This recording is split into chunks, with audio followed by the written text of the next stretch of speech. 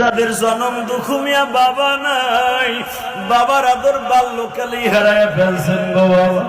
দুই নয়নের পানি দিয়ে মাওলারে বুঝায় কইব, আমার নবী ষষ্ঠ আসমানে বসে মুসারে বুকে দিয়া বলে, মুসারে ও মুসা,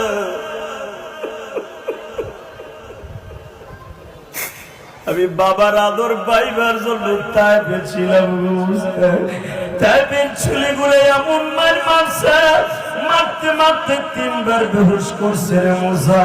বেলা ডোবার আধা ঘন্টা আগে আমি যখন বলছিলাম, তাইফের ছেলেরা আমারে আর মারিস না, আমি আর সহ্য করতে পারি না।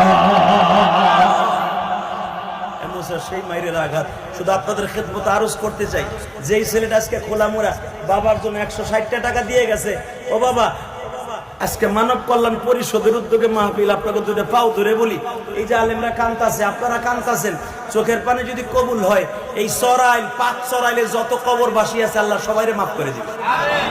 কথা ঠিক না বেঠিক? এবং আপনাদের চোখে যাদের পানি দেখছি, একটা মানুষকে আল্লাহ জানেন।